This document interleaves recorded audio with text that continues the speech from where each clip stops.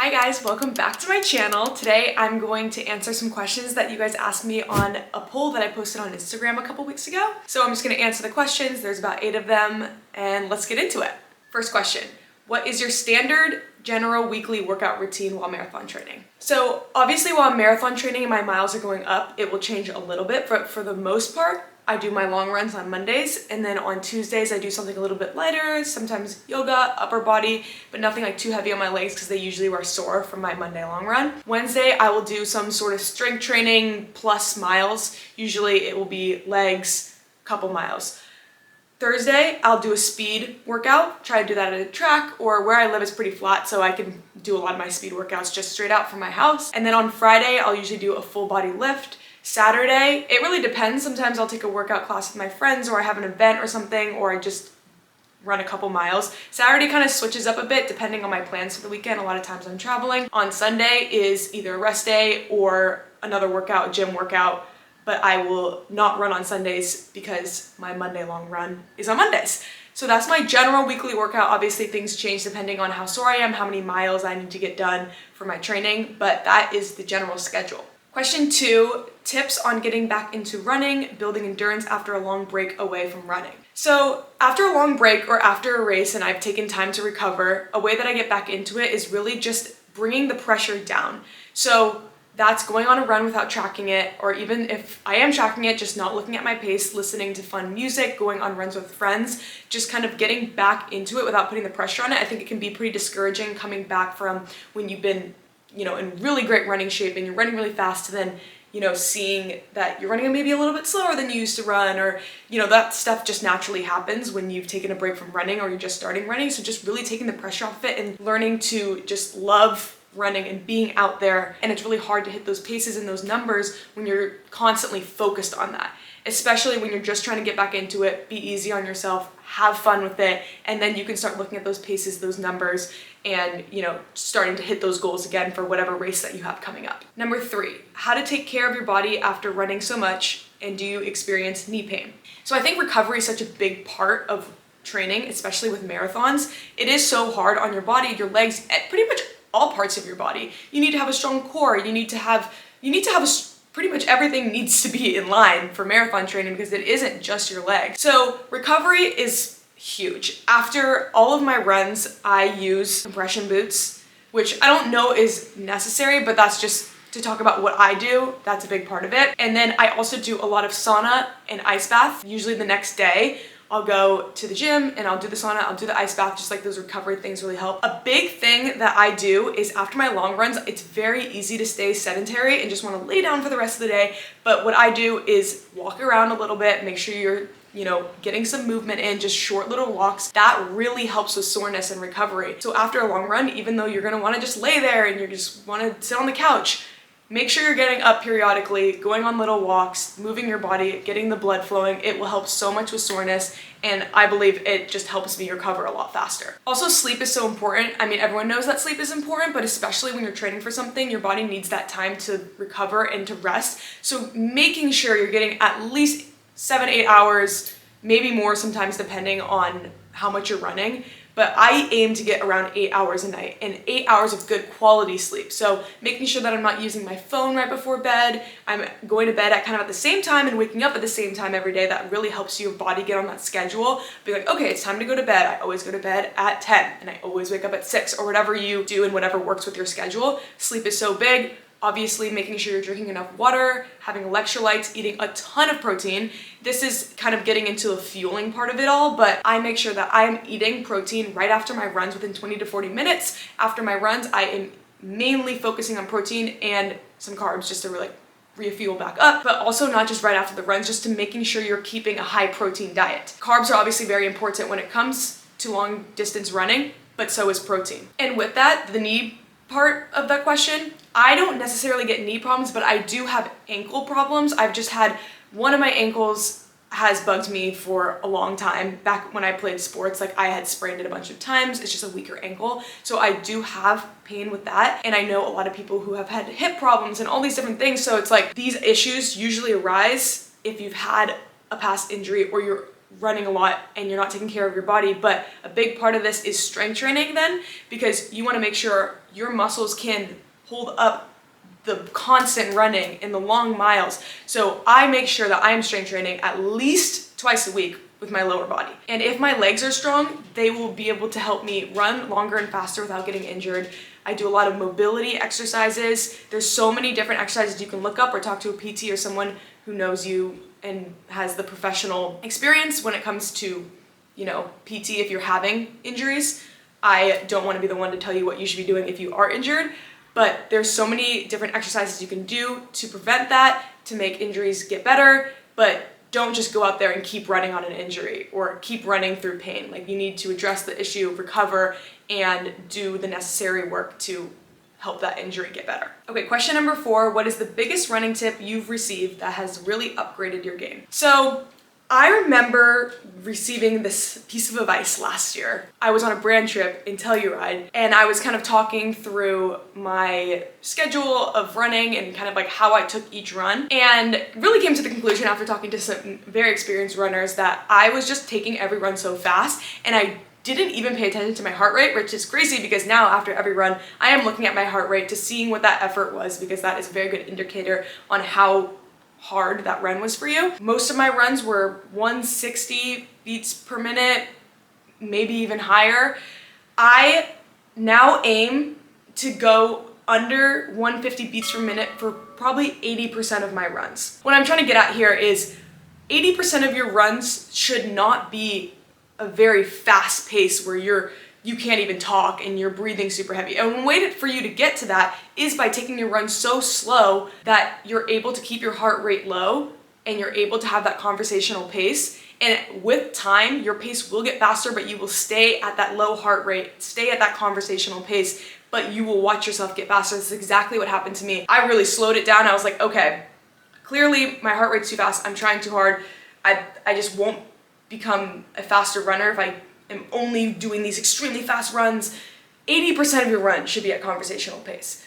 And when I did that, I became such a stronger, faster runner, and runs became so much more enjoyable. Do you know how much it sucks to run every single one of your runs at a tempo pace? That is so much effort, and it's really just not beneficial. I run 80% of my runs where I can talk on the phone, talk to a friend. I'm keeping my heart rate at 150 or lower, just right around that 150 range. I do 20% of my runs tempo, like working on speed, doing that speed work. I have just seen such a big difference. My pace has increased significantly, but still staying at that low heart rate, and that has ultimately just made me such a stronger, faster runner and more confident in myself. Okay, number 5, what brands do you use and what are your recommendations when it comes to fueling? Okay, when it comes to fueling, I usually use solely gels. I have a hard time eating gummies. Anything I have to chew on, it kind of feels like I'm gonna choke. Honestly, I've tried candy, I've tried foods, bars. I just personally cannot get them down. If you can, that is great. There's so many options out there for different fueling that you can use, that you can eat. But I mostly just use gels because I find them to get easier to get down, they're quicker, and then I don't have to chew. And especially when I'm racing and my heart rate is gonna be higher on race days and stuff, I just can't eat while breathing that hard and running that fast. My favorite brands, I think I have 3 recommendations that are my favorite. Number 1, Honey Plus is a great option for everyday training because it is just honey and salt. Ingredients are great. You know, when you're having so many gels throughout the week, you want to have a healthy option, and honey is delicious. It's great. It is on the thicker side, which sometimes makes it a little bit harder for me to use while racing, but for every day, those conversational runs, the 80%, Honey Plus is great. The Martin gels, probably my favorite overall, and especially for races, because the consistency is like Jell-O for me. So if you don't like Jell-O or you don't like the consistency of Jell-O, you will not like these. However, they're very easy for me to get down, and I use the unflavored one and they just taste like cane sugar. That's my favorite one because they're the easiest to get down, and I've been able to use them on race day. However, they're very expensive. They usually range from around $4 to $5 per gel, which is a lot, but when they're so effective and I can get them down so easily during race day, I find that I will spend the money for that, because otherwise I won't eat the gels, and that's worse. My last recommendation is Huma. I have only tried the strawberry flavor, so I cannot give you recommendations on how the other flavors are, but strawberry is delicious. I like strawberry pretty much anything, which is why I picked it out, and I think it tastes good, so I have stuck with it. I do want to try the other flavors, but for right now, that is my favorite one and the only one I've tried from Huma. The consistency is like applesauce. It kind of tastes like applesauce. The consistency is like a more watery applesauce, so it's pretty easy to get down, and I like them. And then when it comes to strategy for fueling, I take a gel every 30 minutes. And some people take one right before, but I usually eat breakfast right before my runs, and I always have toast and a banana. If I don't have toast and a banana, I'll have a waffle or something with carbs, but sourdough toast and a banana is my go-to. It never hurts my stomach. I always feel great. So I eat that right before, so I don't have a gel right before my runs, but then every 30 minutes, gel. Every 30 minutes, gel. And at the end, after my workout, I always have protein, and I'll have some sort of carb protein mix recovery fuel. My favorite brand is Tailwind for that. I just put it in a water bottle and I drink it right after my run, and then I eat some protein. I love chicken nuggets. Personally, that's my favorite post-workout meal. And yeah, that's my strategy for fueling. Okay, next question. What are your favorite brands for running apparel? Okay, I have a lot of brands I really like, so it's kind of hard to narrow it down, but if I was to pick out my perfect outfit when it came to running apparel, LSKD Accelerate Short. Best shorts out there. I think I own them in 10 colors. They're the best, however, they are low-waisted. So if you are someone who likes high-waisted shorts, which I know a lot of people do, you probably won't like these. However, they have a high-waisted version. So make sure that if you like high-waisted, you're getting the high-waisted Accelerate, but I personally like the low-waisted just because I find high-waisted shorts while I'm running feels kind of restrictive, and that I'm like, I don't like it. It's kind of overstimulating, so I like to wear low-waisted. Sports bras, I also love LSKD. I love all their stuff, but their Velocity sports bra is really awesome, and then you can have a matching outfit with the shorts. I also love the Lululemon, I believe it's the Free to Be bra. It's a little bit less support. I love it though. So if you need more support, this probably isn't the sports bra for you. It's got all the straps in the back. I always layer all these with the Free People Movement All the Clear cami tank top. So I'm sure you've seen this combo on me a lot. I wear the Accelerate LSKD shorts,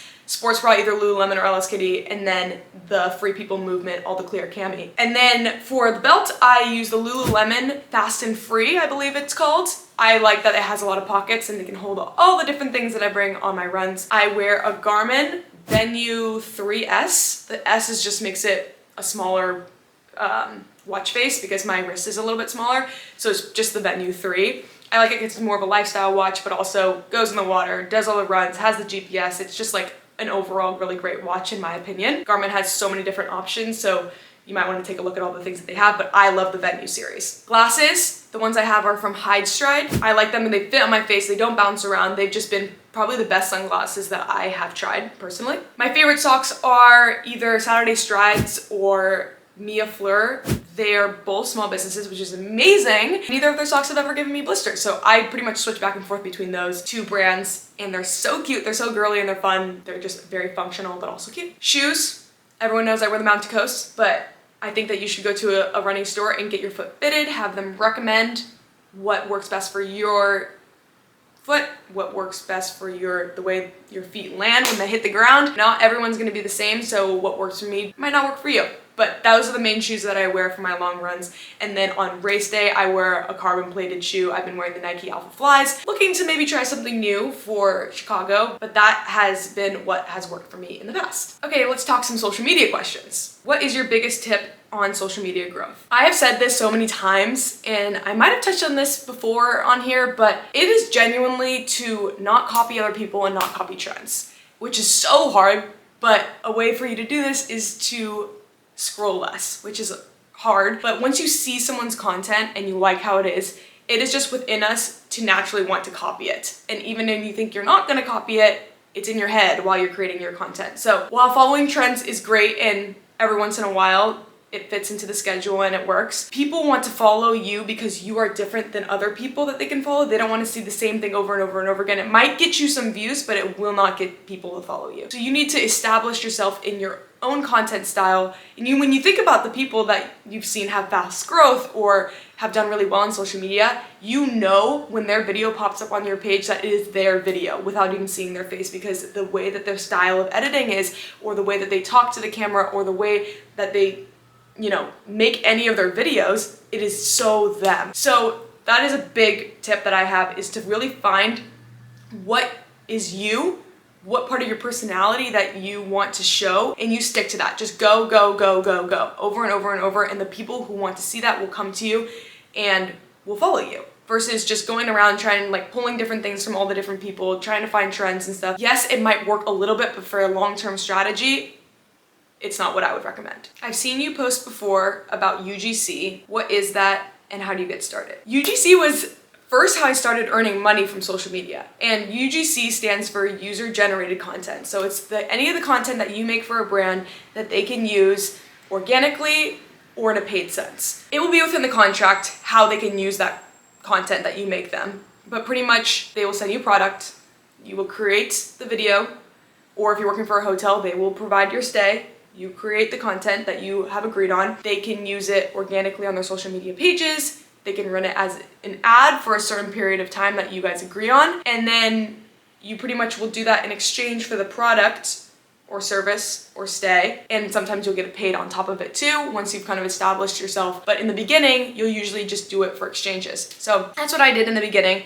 I had my Instagram, I probably had 1,000, 2,000 followers. And I started really working on my content, because brands want to see high quality content. They want to see that you can make content for them that they can't, that your videos are good. So that's why it's really important to work on your editing when it comes to UGC. I made a couple of videos that were examples that I could work, that I did for brands for free, just to show what I could do. So if it's skincare, you're really focusing on showing that skincare, maybe putting it on your skin, whatever it is. Or if it's a stay at a hotel, just go to a hotel that you're staying at already for a vacation. Make content as if you were getting paid to stay there. And because you have to put in the work in order to get the job. You can't just expect that a brand out of the blue would hire you for UGC when you have nothing to show them. They do not know what you can do. So go to this hotel, film you there, film their space, make it look amazing, make it look beautiful, and put together a little portfolio. And then you can start reaching out to brands and being like,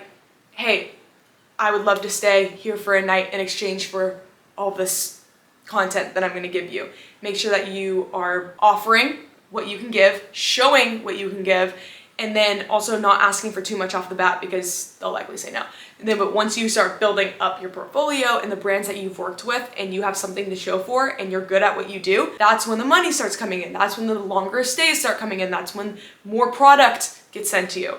So that's what I did, really focused on my editing, and then I reached out to a couple brands, or I worked with some local brands, just some exchanges. They send me a hat, I'll send them some photos, whatever it is. You start small and you start building it up, and you can make a decent amount of money from just doing UGC, and you don't have to have a big following. You're gonna have to put in the work, just because if you have a following, people will probably reach out to you more so than you having to do outbound. But if you put in the work, you have the portfolio, you do the proper outreach, you're very easy to work with, you deliver things on time, you're not asking for too much off the bat, but you also are saying, this is my time and this is my content that I'm making, this is what I expect, and you're clear with the expectations, then you can make money from this. And even if it's not, something that you do full time, a little extra cash that you make in tandem with your 9 to 5 or whatever other job that you have that, pays the bills. So I did that in the beginning, and I found that it made me understand what brands wanted more, especially as I started working with them in a larger capacity down the road. I was able to reach out to brands and have that conversation, understand what they wanted from me and what they were typically looking for, so I knew what to offer. I was able to make my portfolio better, and then when it came to content, what do they expect? What do brands typically like to see, just so edits become less down the road. But I think it is a really cool option for anyone looking to earn a little extra cash. You don't have a big social media following, but you're interested in content and you want to start getting into it. UGC is a really great option. Okay, final question. How is life with the puppy, and does it affect your marathon training? Willie is our little puppy, if you guys don't know. He's 5 months right now. He's a Cavalier King Charles Spaniel, and he's the sweetest thing in the world, but he is obviously a lot of work, as are puppies. However, Cavaliers tend to be a little bit of an easier dog to take care of and an easier puppy, and he's very attached to us. So follows us around everywhere, but otherwise he's a pretty good puppy. He sleeps through the night and everything. He has been the greatest addition to our lives and has brought us nothing but happiness. It definitely affects marathon training in that I can't leave forever if Chase is not home. However, it's very nice that we're able to co-parent this dog because we live together and he's able to take care of Willie while I'm going to do my runs, and I can take care of him while he goes to the gym or does his thing. So it hasn't honestly really changed much from our schedule. We definitely have to keep him in mind when it comes to travel, but we have a lot of friends and family around who are so helpful and can help watch him while we're away. But yeah, Willie has just been the greatest addition to our lives and we love him. Thank you for watching this video. Let me know if you like this style of just sitting down and answering questions, and I'm happy to do more of them. But yeah, thanks for watching. Love you guys. Bye.